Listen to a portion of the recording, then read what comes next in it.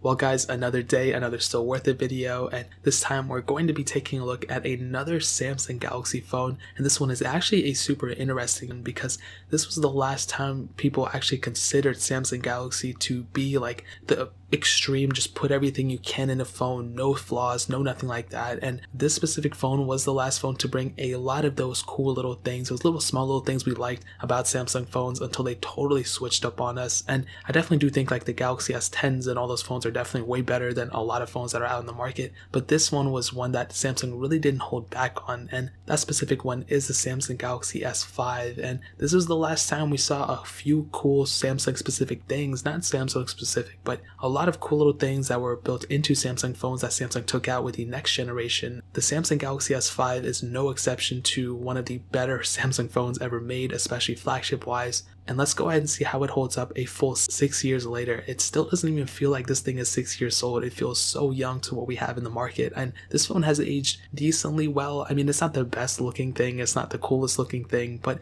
it has a cool couple things up its sleeves for sure. Now looking on the front of the Galaxy S5, we have a 5.1 inch Super AMOLED display. This was the last time we saw a 1080p display in the Samsung Galaxy S series, and it's actually a pretty decent panel. Now, of course, with the S10e, those phones definitely do have 1080p displays as well, but this is the last time we saw it on the full flagship. Like, they only made the Galaxy S5, they didn't make a Galaxy S5e or anything like that. And regardless, this thing looks still like a very premium panel. The only thing is that there's a little bit of air gap between the panel and the glass itself, which is kind of making this phone not look too good. That's probably one of the biggest downsides of this phone, is the way the panel specifically looks, but it really doesn't look too bad nonetheless. You have quite a bit of bezel around the display, especially on my white model. It does not look like the best premium looking thing, especially what we have nowadays, but most people know what the Samsung Galaxy S5, the older ones, kind of look like. They know there's top and bottom bezels for the most part. Side bezels maybe. We have that fingerprint sensor on the front, which was the first time we saw a fingerprint sensor on the Samsung Galaxy S series. You have the capacitive buttons on the left and right, and I kind of allude the same type of design to like when people think of like an iPhone 8 or an iPhone 7 or something like that. They don't consider that, oh, that's like a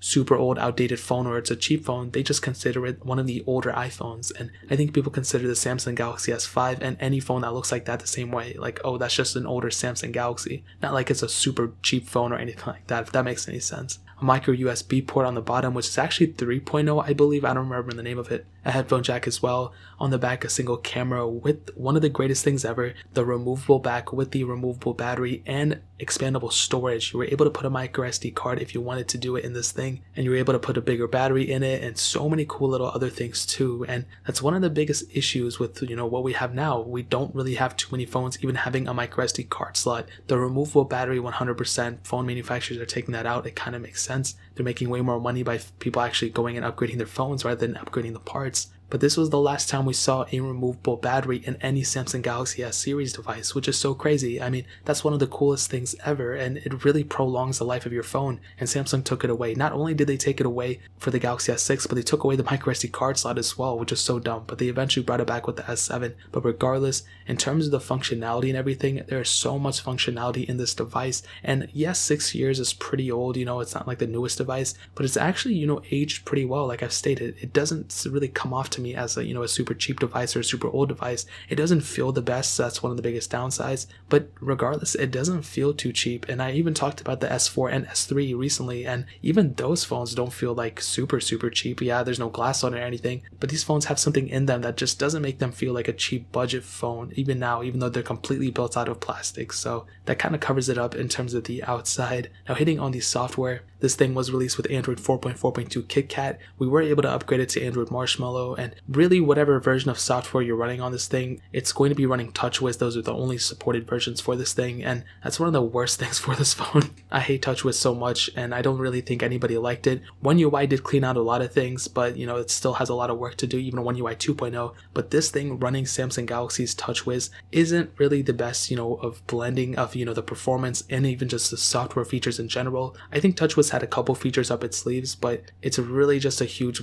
bogged down mess. There's so many background processes that really bog down the memory behind this phone, and there's a bunch of bloatware built into it as well, which if we look at, where we're at in terms of phones now, less and less manufacturers are using skins on their devices. Even Samsung, they're kind of taking kind of a more minimalistic approach, whatever that word is, even though their software is probably the worst out of them. But at this time, they were just trying to make it look so weird and just quirky and all that I don't even know what they were doing. In terms of software, this thing is completely outdated. It's not even getting security updates. What I will tell you though is that there is always room for custom ROMs and rooting for this phone. And the Galaxy S5 specifically, I don't think there's a ton of people talking about this phone or like using it anymore, but there's still a little bit of development community behind it, which is a really awesome thing. I would 100% recommend you, if you were to get a phone like this, custom ROM it, root it, whatever you can do with it. That's one of the best advantages for getting a phone like this. When you have a phone that has the capability of custom ROMing, especially a phone of this age, you would 100% be better off doing something like that rather than waiting and just kind of having a phone that's outdated. You should always, if your phone is at least like a year old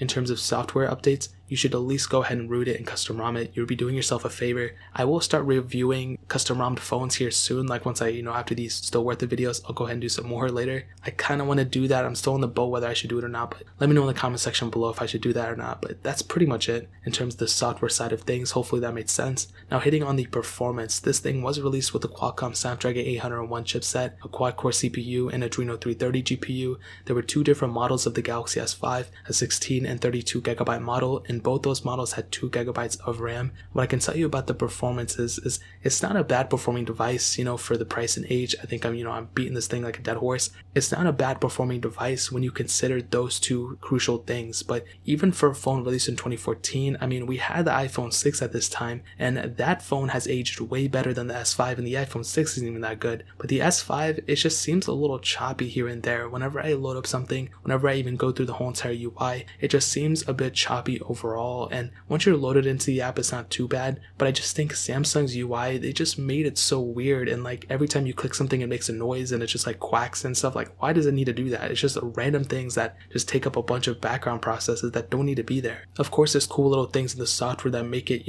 cooler in a way, like split multitasking and things like that, but it's just still, in terms of the performance, I feel like they could have done a better job had they just focused on the software, because the performance is there, the specs are there, this phone has the hardware, it's just not utilizing that because the background processes for making those quacking noises and making those random pop-ups and all those things, it's pretty much being bogged down by those small little tasks rather than focusing on those bigger apps. And like I said, once you have the app opened and everything, it's not too bad. It's not a bad experience, but I feel like they could have done a better job overall. So in terms of performance, I would say it's really average for the price and age of this phone, but phones like the iPhone 6 have aged better in the performance side of things rather than this phone. However, if you custom ROM it, I'm sure you will do a better job and get a better performing device if you go that route rather than if you keep it stock on the Samsung Galaxy S5. So that kind of covers it there. Now hitting on the camera, like I've stated, this thing has a single camera sensor on the back. It is a 16 megapixel sensor. You could do 4K videos.